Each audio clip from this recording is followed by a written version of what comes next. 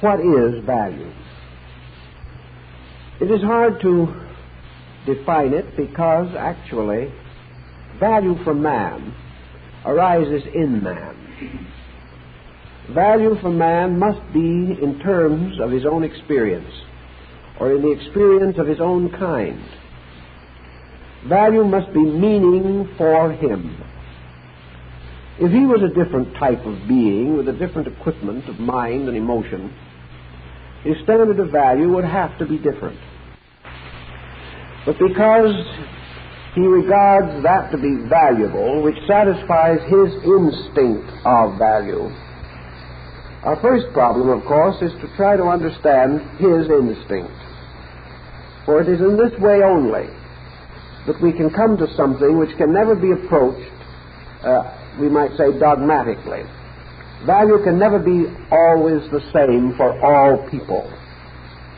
Yet we do observe one thing, and that is that certain value has a tendency to gradually take over in the admiration of peoples. That which is good usually comes to be recognized as good. But this often takes quite a long time, especially if the creator of the objects is in advance of his own day or has a vision beyond the horizon of his contemporaries. We can take, for example, the problem of a painter who is doing a landscape. Perhaps it is a painter who lived long ago, during the Sung or Ming dynasties in China.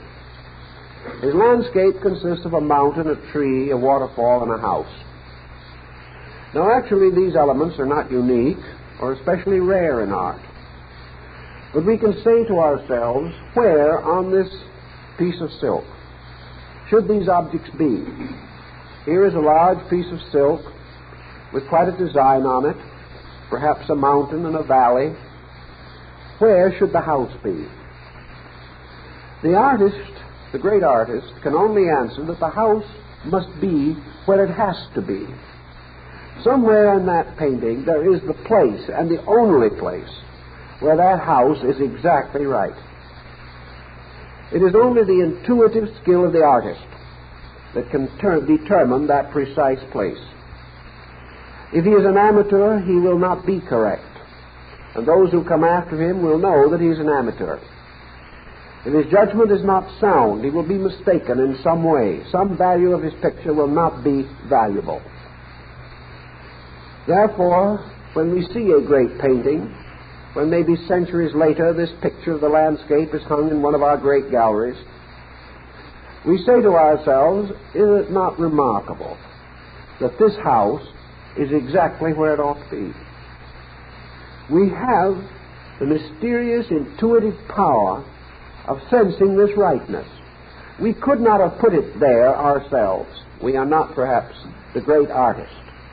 But we recognize that it is where it belongs. Therefore, the picture becomes acceptable to us. And because it is acceptable to many, it becomes rare. And because it becomes rare, it becomes expensive. And in the long run, we buy as art that which has a certain rightness about it. Therefore, one way of approaching the concept of value is to say that value is the rightness of things. Whatever this rightness may be, or whatever department of life we may be considering. The person who is right has certain values. The idea that is right has certain continuance and acceptance. The policy that is right is respected, even by persons who could never have framed it, and who could never perhaps see or maintain that policy in action. So one thing in our quest for value that we intuitively seek is rightness. Rightness is that which satisfies some instinct, some intuition within ourselves. And how does the average person achieve this sense of rightness? One great collector of Oriental porcelain said that there is only a single path composed of two procedures by which rightness can be determined. One is comparison, and the other is intuition. By comparison, we perceive relative degrees of rightness. By intuition, we go beyond this and sense pure value. So wherever we are looking for that which is better, we look by means of comparison. We see things that are not as good. And in this pattern, betterness stands out by comparison. Also, if the object is something with which we are unfamiliar, or by which no comparison can fortunately be made, then we must depend upon our own ability to intuit value. What enables us to intuit value? And out of this thought must come the realization that this intuitive power must result from a certain continuing experience. We have to have within ourselves certain knowledge, certain information, a certain body of fact if we are to determine value. Value cannot be decided from our ignorance. It must be decided from certain strength of knowing. And this strength of knowing the Greeks gave much consideration to. Perhaps among the Platonists, Neoplatonists, we had some of the earliest efforts to determine and define value. And their concept was not essentially different from that of the Asiatic. Namely, that value arises in the taste or comprehension of the person who is seeking value. And unless there is a certain degree of value in him, he cannot determine value in anything else. Consequently, we must become educated in the concept of value. We cannot find that which we have no equipment to estimate. We might accidentally hit upon something valuable occasionally, but even then it is not certain that we would not trade it for something of less value, unless our own taste protected our decision. So things which are valuable ultimately come into the possession of those who know value, simply because other persons are not able to hold them. They are not able to recognize that it is important to hold on to that which they do not understand. Now, we use this level of interpretation simply because it has a bearing upon the entire psychic integration of the human being. Art, music, literature become simple symbolic means by means of which we can interpret other deeper and less explainable instincts within human consciousness. We know that in music we have persons of various appreciations, and appreciation itself is a recognition of value. To appreciate, we must have certain capacities. We must have certain knowledge or familiarity. We appreciate the work of a great conductor because we are aware of the nature of the task which he is undertaking, and we know to a measure how it should be done. We may not be able to do it, but we know whether or not he is doing it well. Thus, appreciation becomes a very advanced science in itself. Appreciation is really almost as difficult as the actual performance of an art. To really appreciate, we must be profoundly wise. We must have a great internal value dimension upon which we can call for judgment in time of determination or decision.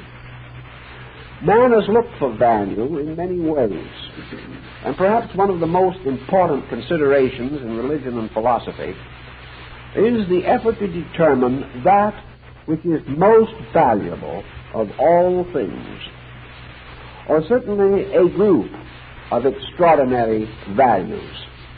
which may be regarded as superior to lesser values. What is the most valuable thing in the world was once asked by a king of Crete, and a Grecian philosopher replied, truth. Truth is the most valuable of all things. Yet in this search for value, there is nothing more difficult to determine than truth. Truth is something which can appear to be immediately available. Yet the more we consider it, the more we ponder it, the more abstract it becomes. But also we realize that truth is very important to us.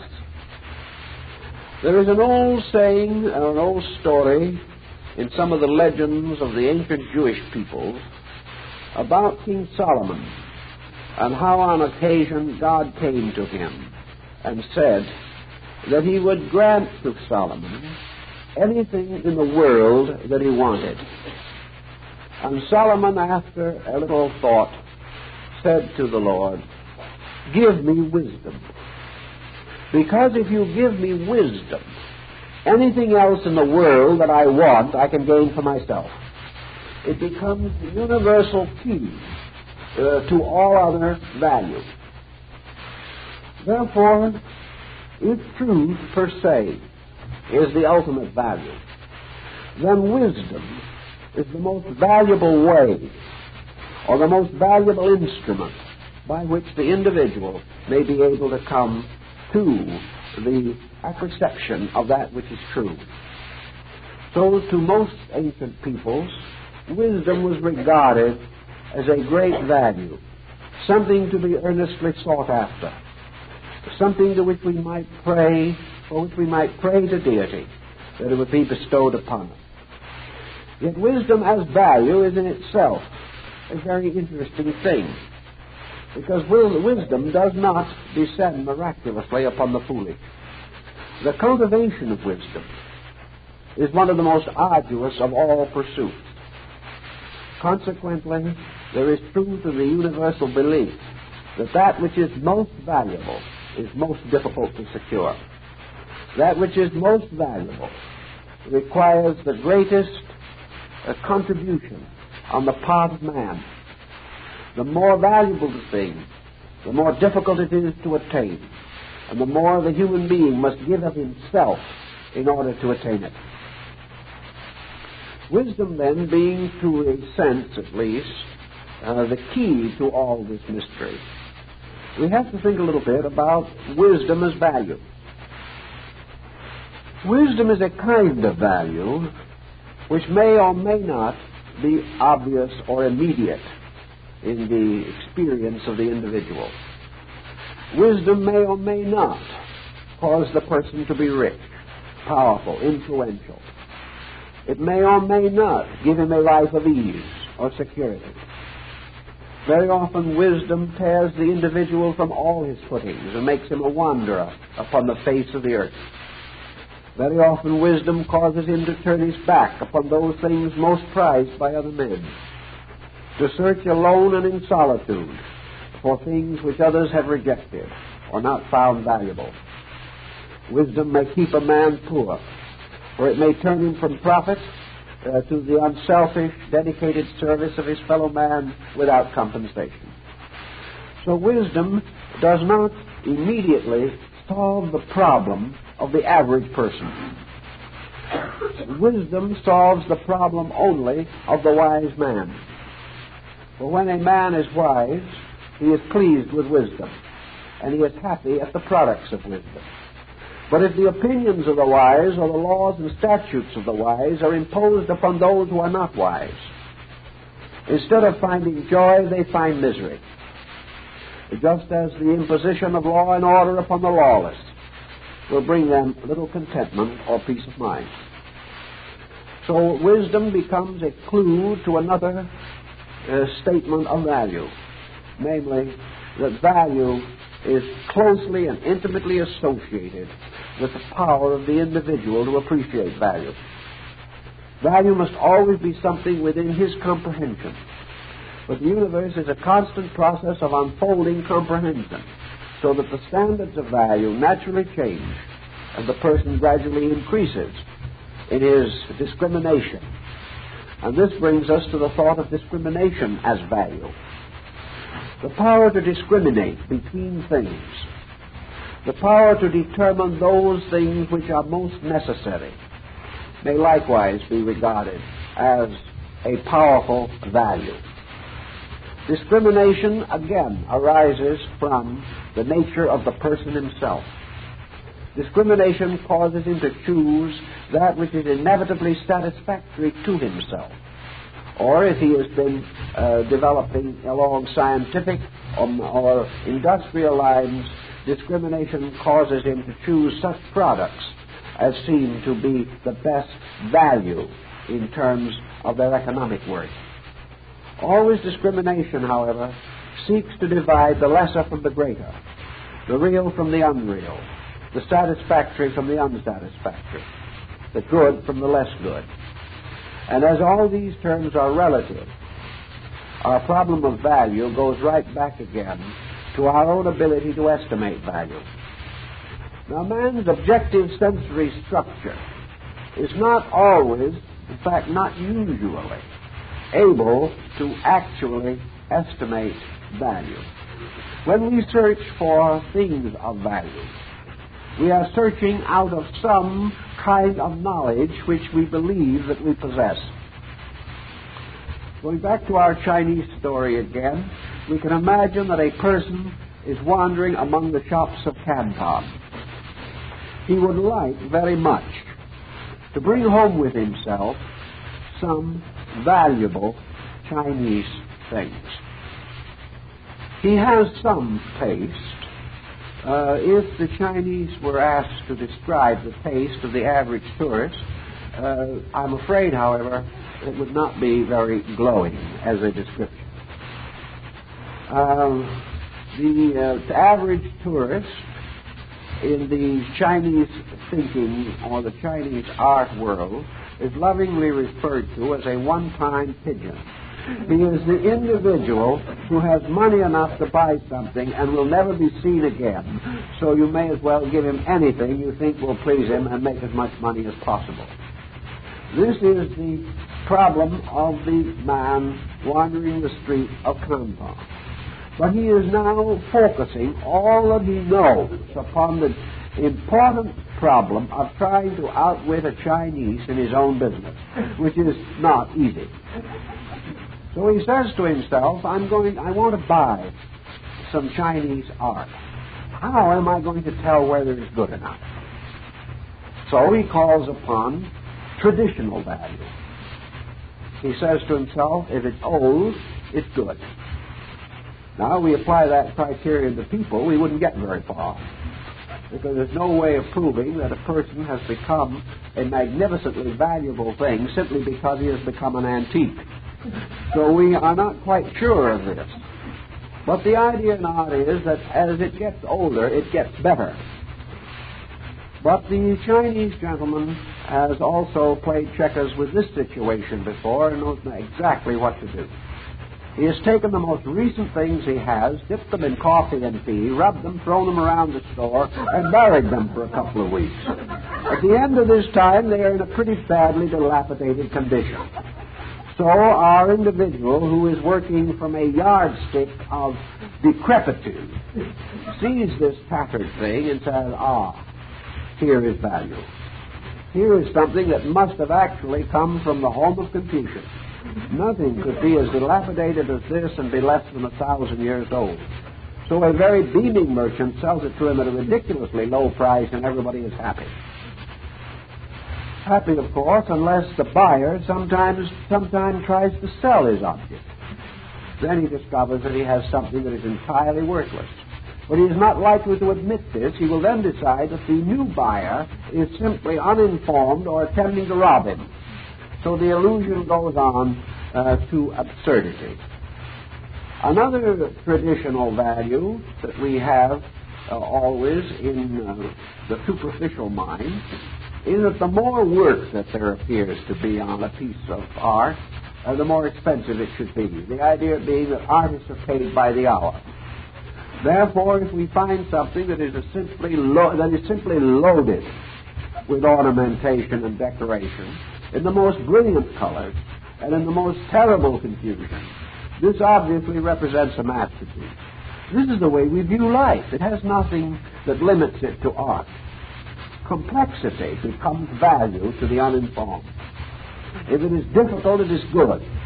It's like the elderly Scottish lady who went to church and heard the sermon. When she got through, someone asked her what the minister talked about. Oh, she said it was a wonderful sermon, but of course, I didn't understand a word of it. This is the idea. If we don't understand it, it's good. If it is very complicated, it is wise. If it is said in Latin, it is sovereign truth. In sober fact, it is simply another way of catching the unwary. The person who does not know mistakes the thing for good because it hits him in the face, a terrible blow. And I mean a shuddering blow in some cases. So he thinks he has a treasure because he has something that is very complicated. Another point in the traditional code is that it is more expensive if it is bigger. This is one of the most common situations. If it's 6 inches high, maybe it's worth $10. If it's 10 feet high, it is obviously worth a fortune. What it is seemingly makes very little difference. The uninformed buy by the pound, or by the yard, or by the foot. So the larger it is, the grander it is supposed to be. And many individuals have paid more to freight an object home than it was worth, simply because they bought something that was tremendous at what they regarded to be a very reasonable figure. So size is mistaken for value. Another thing, of course, that is mistaken for value is psychological size. The great professor is regarded as a highly important person, although he may or may not be particularly informed. When a very mediocre citizen becomes alderman, he becomes a gentleman of consequences. He's gotten larger suddenly. Therefore, he is more valuable. No one knows why, and during his term of office, he never does anything valuable. But he is still more valuable because he is an alderman. This again carries on into your art world. A signature, a name, a seal, great value. Of course, it may be forged. It may never have been anywhere near the artist whose name is there. But names become very valuable to people who have more faith than discrimination. Even assuming that the name was genuine, we have no reason to assume that a name or a seal alone is the certainty of excellence. Perhaps if it is genuine, it gives us a greater sense of assurance. Antonio Stradivarius made some of the greatest violins the world has ever known. But every violin which he signed is not a great violin. Some are pretty bad. So the name does not necessarily stand for value. But in the shopping world, it becomes a very important symbol. We know this today, where names have become recognized as symbols of integrity. Years ago, they may have been. Today, it is very doubtful if the name has much meaning. But we still follow it because we are leaning on crutches. We want some patent way to determine value without having the skill to discover it for ourselves. So we go along the street of Canton and we look for other ways of determining value. In the search for value, we are often involved in the quest for the bargain. One thing that seems to increase value is if there is a possibility that the worth of something is greater than its price. We feel in this way that we have come into the presence of an opportunity to have something that is worth more than we have reasonably paid for it. This is the most terrible snare which has caught not only followers of art, but followers of every line in the world, including modern merchandising, is this desperate search for the bargain and the substitution of the idea of the bargain as a means of getting something of value greater than its cost. The Oriental art merchant is well acquainted with this trick and has lured many persons into buying something that was half price and which the true value of which was less than half of the price that was finally paid. In discrimination, the bargain is of no value in determining whether or not something is suitable to our need or to our purpose. If we are in a situation where economy is extremely vital, then we certainly must make use of every possible opportunity to secure things reasonably. But in terms of value, we seldom get a bargain. We get something that is usable, but not a bargain. So all through the world, this search for value runs against imposture, and it runs against the skill, the almost incredible skill of those who are attempting to falsely stimulate our avarice or our desires to acquire things.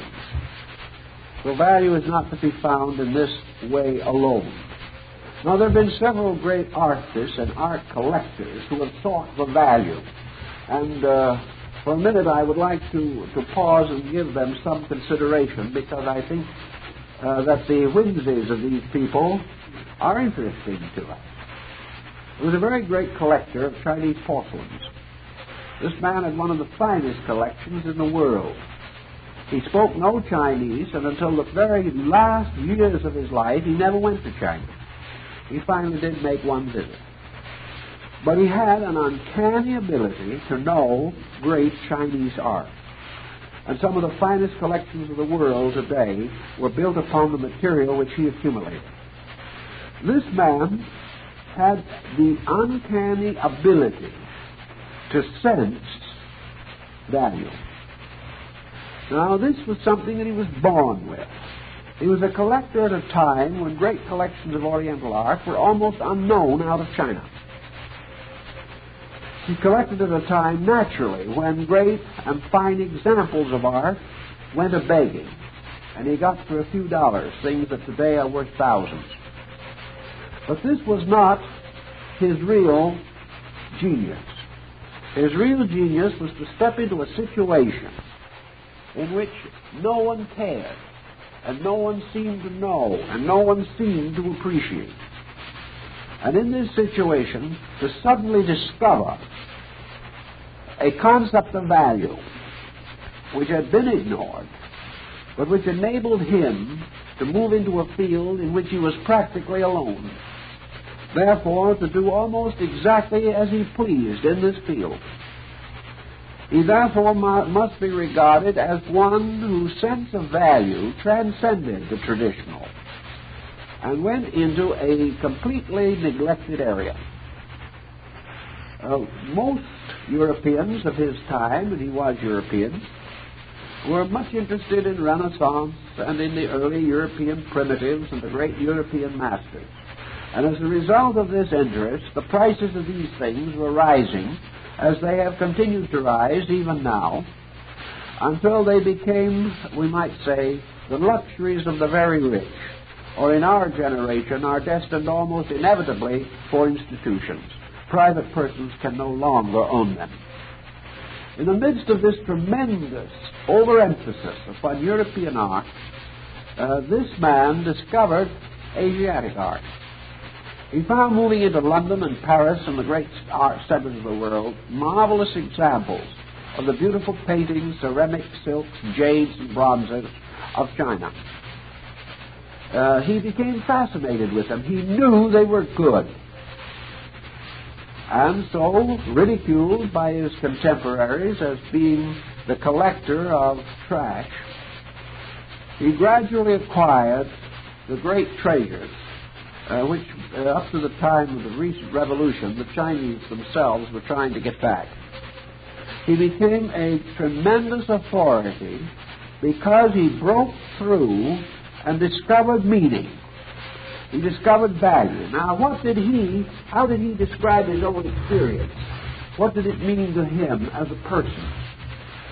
He took a beautiful example of celadon, beautiful Chinese moss green ceramic, and he stood it alongside of some of the elaborate productions of the European porcelain manufacturers, and even some of the great historical pieces of early European ceramics.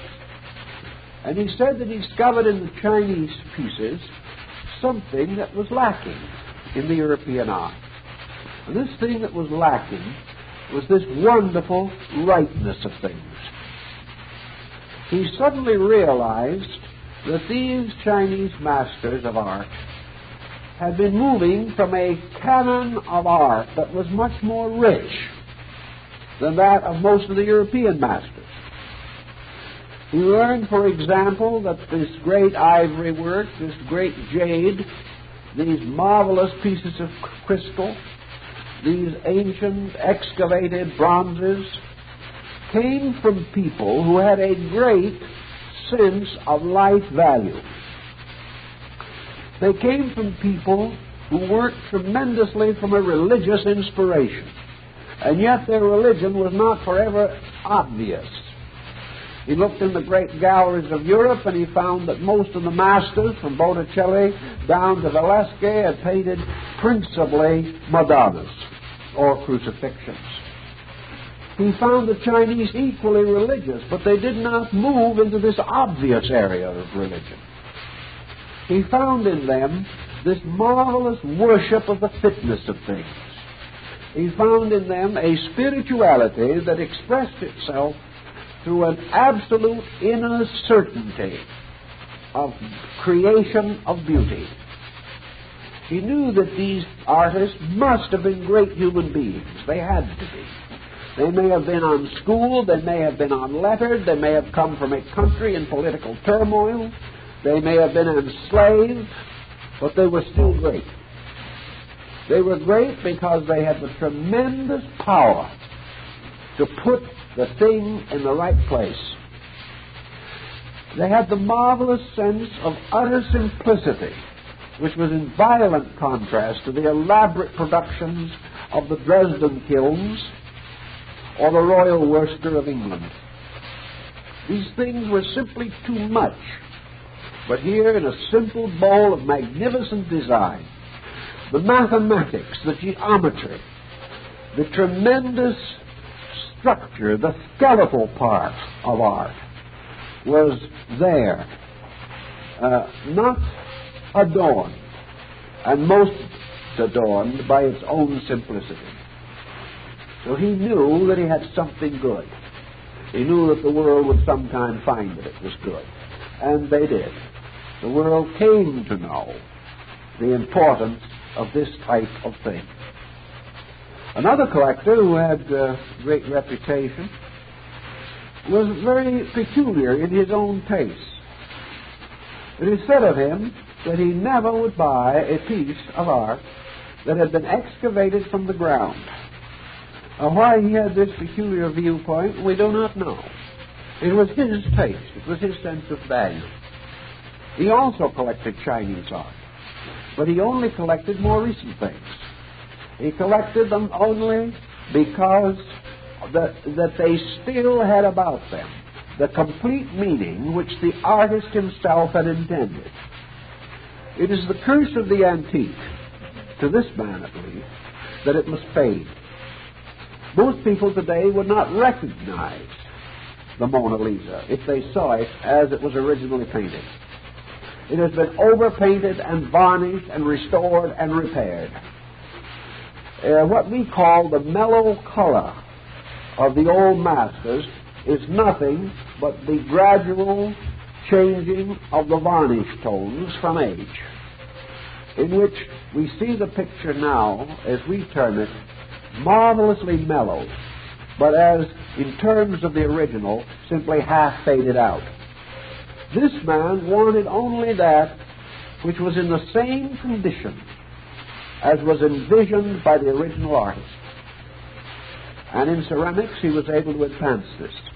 He was able to secure magnificent examples that appeared as though they were made yesterday, and broke all the laws that they should be old in order to be good. Yet many of them were old, but they were perfection in themselves. Because this man wanted the art only in the color, in the form, in the condition in which the artist created it. Now this is a highly technical, highly critical point, but it is still part of the point of value. Another person likes to collect pressed autumn leaves between the pages of a book. The wonderful color of the dried leaf has a fascination of its own, but it can never be actually regarded as the same as the living leaf. Some want the living leaf, some like the pressed leaf between the pages of a book. So there are these different ways in which we approach value. And this value sense certainly does arise from our own psychic integration. It rises from certain polarizations of consciousness which symbolize or set forth our own instincts or the peculiar formula of our own individuality. So in our search for what constitutes value, the ageless quest for value, we have to finally go into ourselves and study there, if we can, the laws of this universal mystery, because it is present in all things. Primitive man sought value just as modern man does. And primitive man, even when he was struggling for survival, produced a great deal of non-surviving factors because he wanted them to be beautiful. He made a spoon in order to dip his soup. A plain, simple, crude spoon would have served his purpose, but he couldn't resist the instinct to decorate it. Not because it increased its usefulness, but because in some way it became more pleasing to himself. And this pleasing something that is non-utilitarian, this overtone in which satisfaction rises above usefulness, has something to do with the rise and origin of the consciousness of value. Now, in man himself, we have a being with a certain subconscious maturity. I think it is necessary always to agree with the basic premise of Socrates, namely that there is something inside of man, something at the source of himself, which is better than his common knowledge of himself. Better than the person he knows is the person in himself whom he does not know. If, therefore, we search deeply enough into man, we will find as we go deeper, more and not less, that man moves from a rich core existence into a diluted circumference existence. That in man there is something that is richer in the knowledge of value than is normal, average, everyday, conscious experience. This other thing which is richer is the thing which value must ultimately cater to, or which must help man to reveal value. So we can apply this in a way to the contemplation of art. Most great art lovers, especially lovers of Asiatic or ancient arts, choose their art in a very simple way. They simply sit down and let the art move them. They become quiet to the art. They, in some mysterious way, relax the artificial criteria of the conscious mind and seek for the subconscious experience of value. If the person ceases to use his mind, ceases to use his emotions, ceases to make use of formulas, gets his eye away entirely from the price tag, and simply relaxes, he really believes and usually can prove that he has a taste inside of himself that is a surer guide to value than any rationalization which he can apply. Consequently, the very process of art knowing is a meditational process. And the entire experience of value is a meditational process. The person cannot depend upon others, cannot depend upon his own experience, and does not dare to depend upon exterior symbols which are deceptive. He can only come to the final conclusion from his own subconscious. And when his subconscious nature, looking at this object or this thing which he is considering, very quietly says to the conscious personality, "This I like," the chances are that value has been found. The internal part of man, according to Plato, and he derived it, of course, from Pythagoras, was, as the Greek theory, a kind of living psychic geometrizer. In other words, this internal part of man was a harmonic formula. It was a composition itself, as natural, as perfect, and as inevitable as the balanced pattern of a snowflake.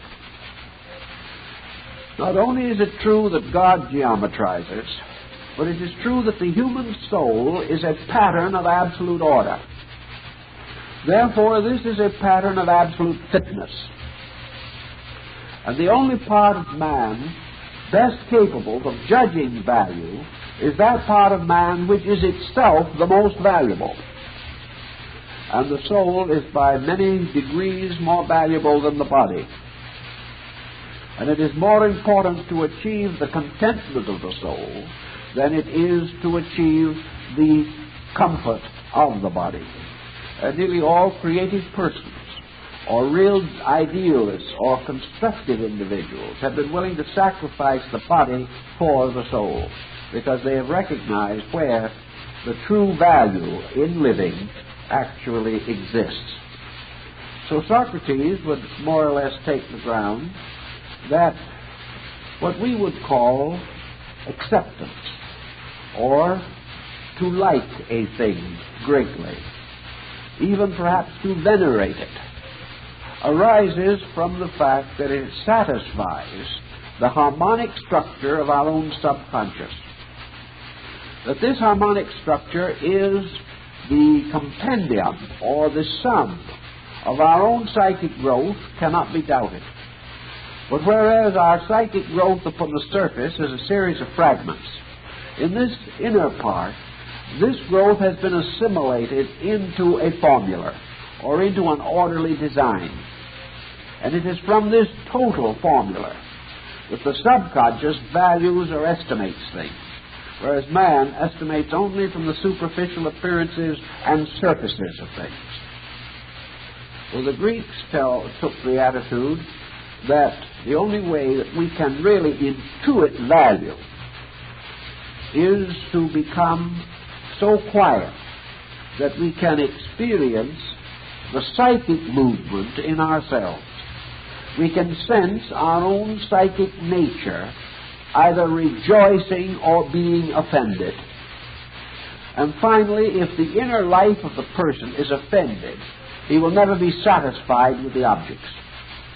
Satisfaction must mean compatibility, and value must always be compatible. If we go outside of the problem of arts and matters of that nature in our search of life values, we must then seek again for this compatibility.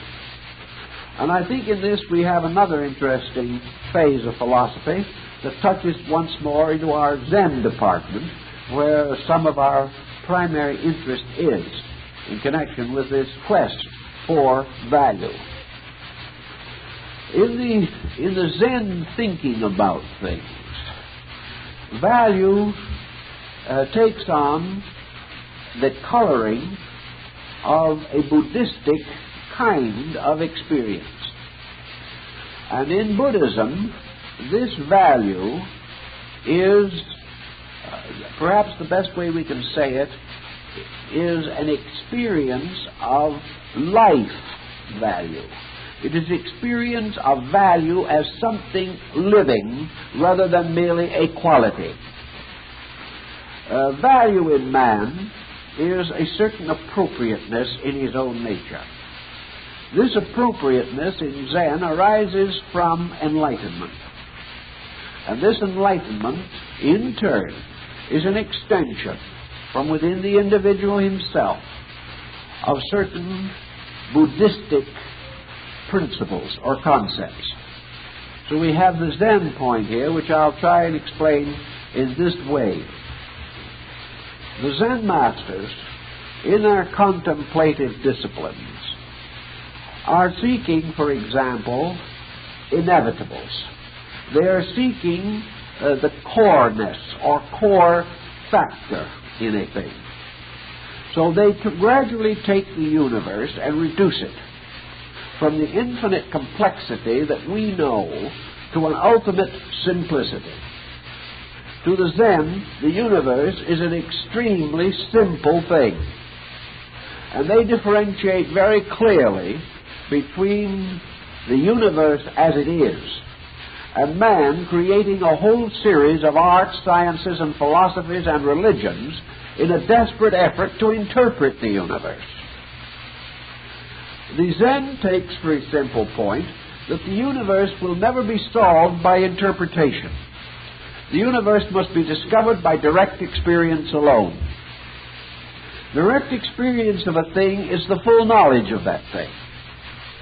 And the full knowledge of that thing is its essential nature. The knowledge of a thing is not its age. You do not understand the tree because you count the tree rings. You do not find out value from any contemplation of the historical nature of a subject. Value is the immediate experience of that subject. And value in Zen consists of a series of qualified experiences. Zen can say, from the tree, I secure certain value. The Zen may also say, the tree of its own nature, contemplating me, would discover an entirely different value. But in our contemplation, all value discovery has moved in one direction. It has always been man discovering the value in other things. He has never paused even to consider the possibility that other things may be contemplating his values. This means that as far as Zen is concerned, all value in nature is only man value. And man looking at a tree finds man value in that tree. But if he is very wise, as the Zen would like to hope he can become, man looking at tree can discover tree value. This is the difference. And it's a very abstract point, but it has a bearing upon the whole problem of value. Namely, what is the value of a thing of itself, entirely apart from its relationship to man? What is the value of anything if it is divided from man? Does it cease to have value? Would a painting be valuable if there was no such a thing as man? Would a beautiful ceramic be valuable if there was no such a thing as man? Would it be any different whether the bird built its nest in the side of a crag in a rock or built his nest in a magnificent bowl? Would it mean any difference to the bird? Consequently, value in Zen has to be rather carefully thought through, because now we come into a consideration of the fact that value is determined entirely upon the structure of the evaluating force or factor. Almost everything that man creates is valuable only to man, or valuable only in terms of man. Of course, there are occasionally things which he does which affect other things. But for the most part, a man says this is great because man made it and man appreciates it. Taoism, the Chinese philosophy which gave rise to so much Zen, estimates the value of a sunset.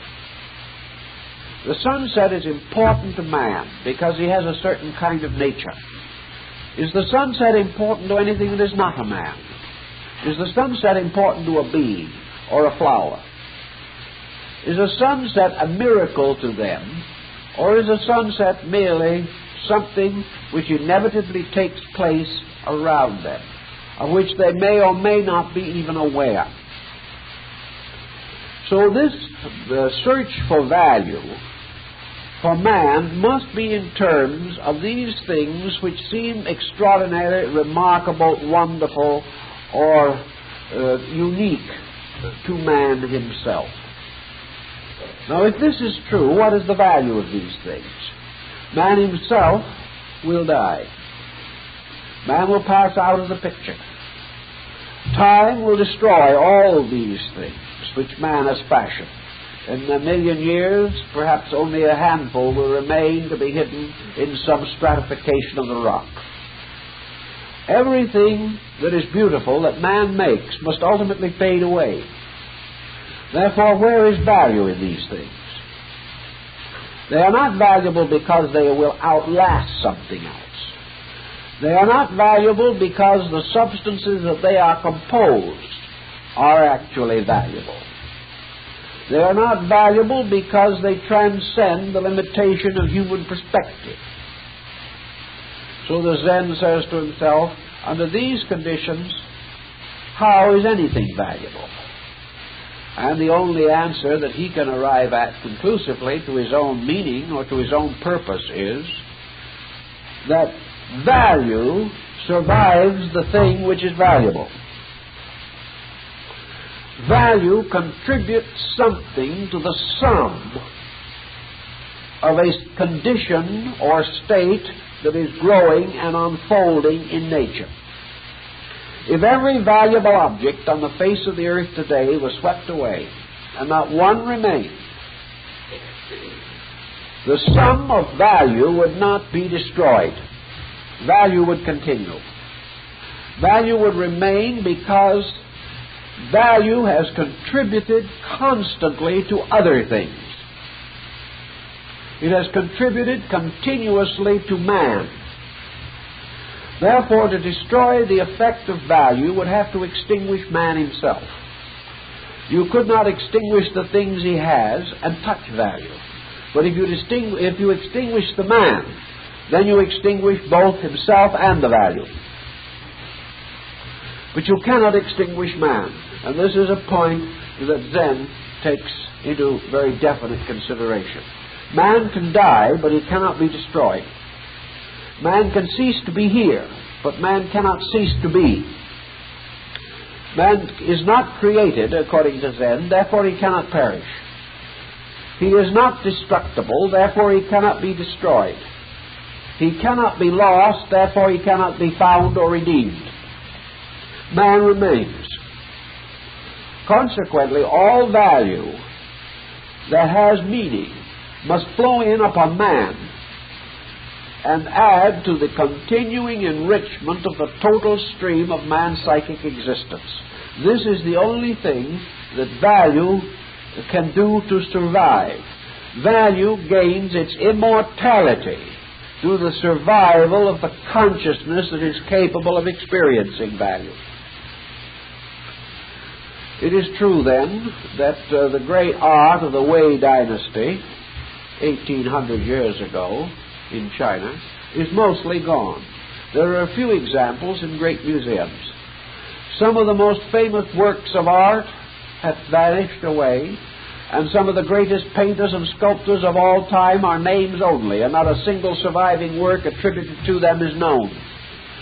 Yet although this has occurred, the value of this work has its own immortality, because the value of the unknown artist of Rome was found and lingers in the contribution of culture which Rome has made to all men. The sculptors of Greece may be forgotten, but without them, the philosophy and civilization of Greece could not have changed the course of human history. So value is continually surviving in the total cultural inheritance of mankind. The items may cease entirely, but the value goes on. In the same way, the individual departing from this world in the Buddhist concept may take with him only certain appreciations, certain conscious experiences which he has known within himself. Among these conscious experiences is the experience of value. In this case, perhaps the experience of value as beauty, the experience of value as friendship, the experience of value as faith. But these values, experienced, go on. The faithful friend also dies, but faithful friendship lives on. Everything that outwardly contributes to value perishes, but that which it has contributed to in man does not perish. So gradually, all value moves into the psychic life of the person to become the final enrichment of his own soul. And the soul of man, having moved through the ages from the dawn of things, has become the total custodian of all value of all time. So one way in which the ancients symbolized the human soul is that it was the vessel of value.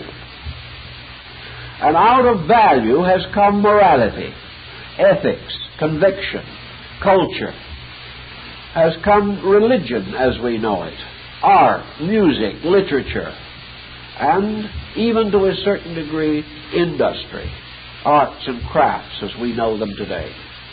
The great building that rises as a magnificent example of architecture is an embodiment of the entire motion of human value.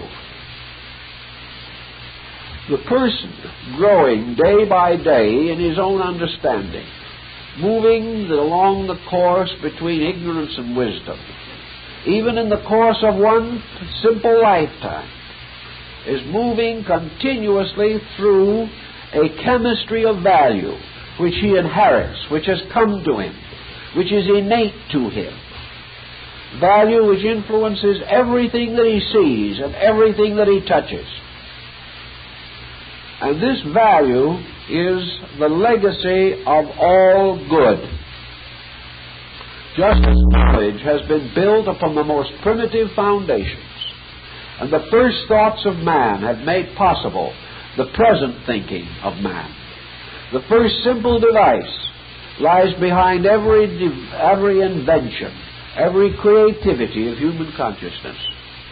So behind man's resolution to become better, to grow, to unfold the natural potentials of his own entity, behind this pressure is value. Value moving him into the gradual fulfillment of itself. And into this, as the Zen points out, has moved the entire heritage of the race. Now, to some persons, value, in the term of this great inheritance, is more locked than it is in other persons. But it is also true that it is this compound value, this flowing of all streams into each of us, a mystery in itself, yet one that we cannot deny because we can experience it daily. This flowing of all streams into each